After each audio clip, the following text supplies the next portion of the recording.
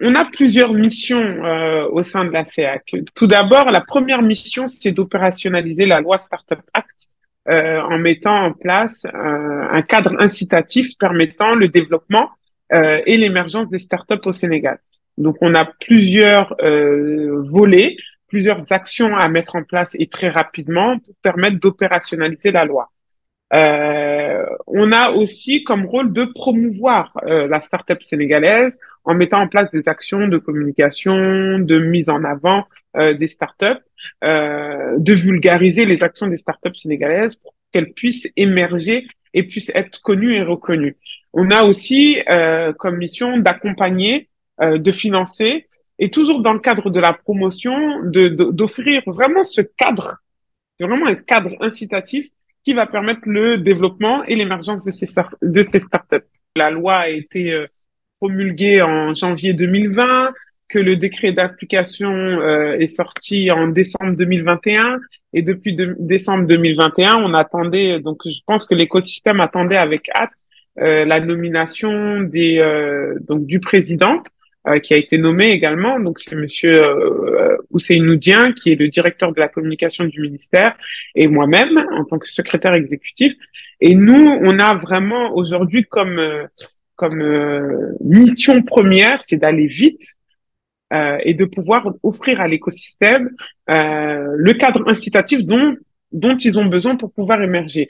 Donc, concrètement, on travaille déjà autour d'un plan d'action 2023-2024 parce qu'on ne voulait pas aller vraiment loin. On veut déjà avoir des actions concrètes et de terrain pour pouvoir aider à la promotion de la start-up au Sénégal et faire en sorte que la loi soit opérationnelle en termes de mesures de dégrèvement fiscal, en termes de dégrèvement douanière. Il y a énormément de textes juridiques à mettre en place et à faire avant même que le parcours commence.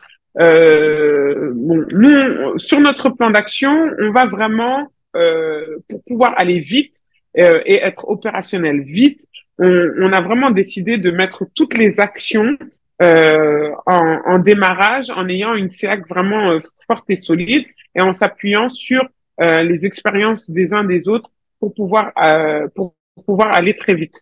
C'est aussi s'appuyer sur toutes les structures d'accompagnement qui existent déjà. Moi, je pense à Sen Startup, je pense à Jocolab, je pense à d'autres structures, à toutes les structures d'accompagnement qui sont là. S'appuyer sur elles pour vraiment avoir cette apesanteur pour pouvoir aller vite et bien. Donc, mettre rapidement le cadre juridique, mettre rapidement en place la plateforme qui doit être opérationnelle vite pour que les startups puissent faire leur demande de labellisation, concrétiser ce label qui portera le nom de Sénégal Connect. En tout cas, on y travaille. On a des actions de terrain avec allant dans la continuité de la caravane Sénégal Connect, faire ce travail de terrain, mais pas seulement autour du numérique responsable, mais aller beaucoup plus loin en montrant que le numérique est vraiment un facteur de développement.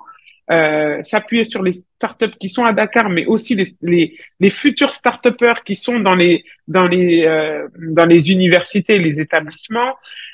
Vraiment, le but, c'est d'aller vite et bien, en s'appuyant sur ce qui existe déjà. Sur notre plan d'action, on prévoit tout d'abord de labelliser les structures d'accompagnement en rendant plus simple la procédure de labellisation.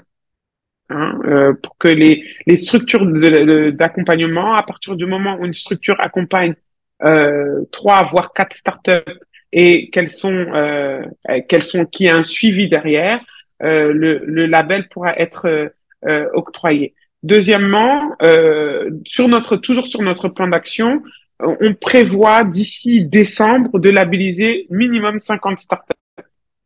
Ça, c'est notre objectif. Donc, espérons que d'ici décembre, on pourra labelliser 50 startups, en sachant que il faut qu'on mette en place notre plateforme et qu'elle soit opérationnelle, qu'elle réponde à certains critères pour qu'elle soit efficace, pour qu'on évite de perdre du temps les uns les autres. Il faut que le comité stratégique puisse travailler efficacement pour pouvoir accorder les labels et travailler en corrélation avec le ministère et le ministre pour qu'il puisse labelliser lui-même les startups. Donc, c'est sur plusieurs niveaux, ça a plusieurs échelles. Donc là, c'est pour ça qu'on veut vraiment un secrétariat exécutif fort pour pouvoir vraiment labelliser rapidement les startups qui sont déjà reconnues.